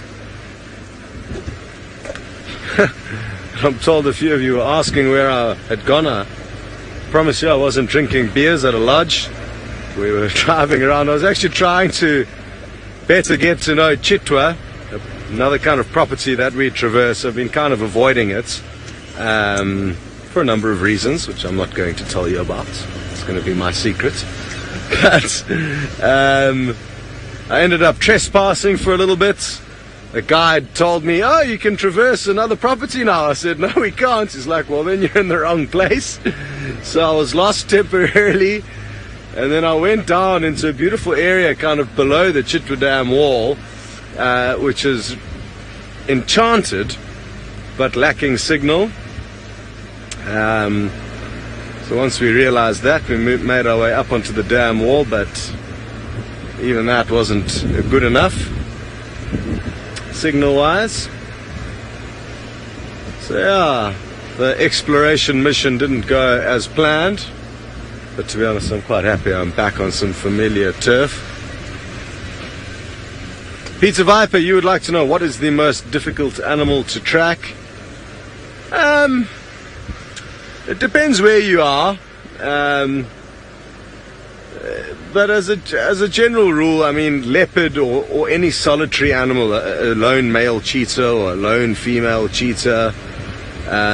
Lone animals are tricky because there's only one of them, and if it's a lone animal with small feet like a leopard or a cheetah, that would be equally difficult to track. Obviously a lone rhino with big feet, or a lone elephant bull would be far easier to track. So yeah, I'd say leopard and cheetah are probably the trickiest of the animals that we will actively track here on Djuma.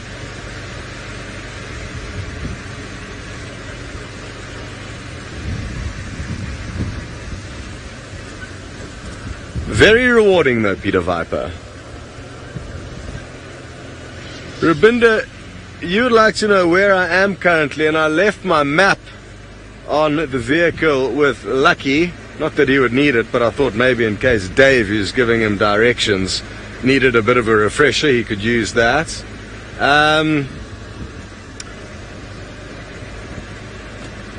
But I'm in the kind of southwestern corner of Djuma, and I'm sure you've probably taken a screenshot of that map. We're on a road called Philemon's Cut Line, heading west, if that helps you.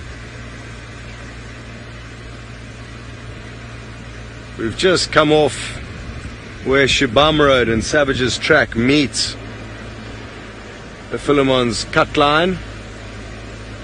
They kind of joined together. Now, I did have some tracks of who I thought could have been Tingana. Fresh tracks from this afternoon, kind of heading along our southern boundary towards Chitwa. And the reason why I think it's him is because both Tamba and Hosanna were accounted for in and around Chitwa. There was a young male that was located just west of Chitwa. And then these steaming hot fresh tracks popped up onto the road that I'd driven this morning, where there was no tracks before. It actually come off Djuma onto our southern boundary, and then I'm guessing continued south and west onto possibly Chitwa. But we couldn't follow those tracks, but it was interesting to see. It'll be nice to see him again, see how that old boy is getting along.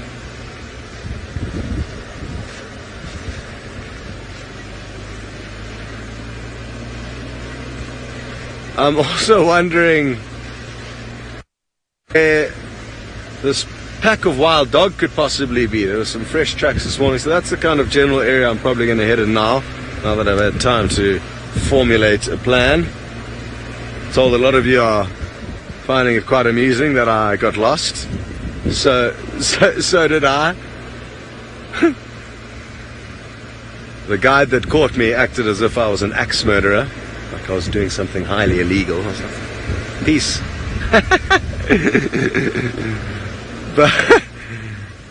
but it's all good. I had a chuckle to myself. Ooh, it's going to be a beautiful sunset, and I'm at a spot, well, I'm going to get to a spot shortly where we're going to be able to show you some decent views. The best viewpoints kind of on our eastern boundary. To be honest, we don't really have that much high ground here on Djuma for sunsets, but there's one decent spot off Drakensberg Road. I guess this spot's not too bad either. We will be there shortly. And it's an area that I've also been spending quite a lot of time searching over the last few days in the hope that another female leopard that we don't know too well is going to pop up. The Shidulu female. So it's not just the wild dogs that we could bump into, but possibly that leopardess as well.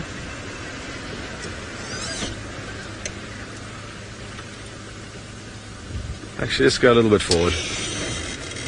A little bit further forward to try and get you some unobstructed views.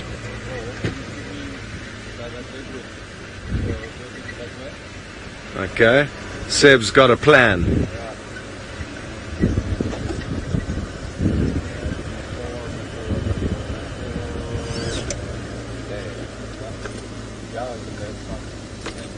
Very good. So Seb obviously wanted this dead tree silhouetted. Good idea, Seb. Ah, magnifique. And I'm just going to put my feet up now, close my eyes and have a snooze for a minute while we enjoy the sounds and the silence and the tranquility.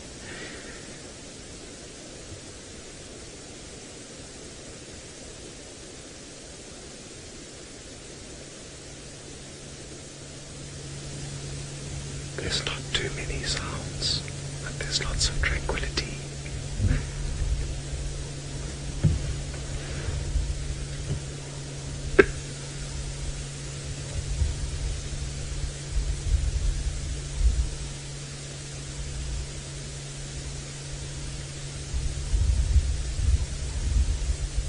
Rabinda, I'm very happy to hear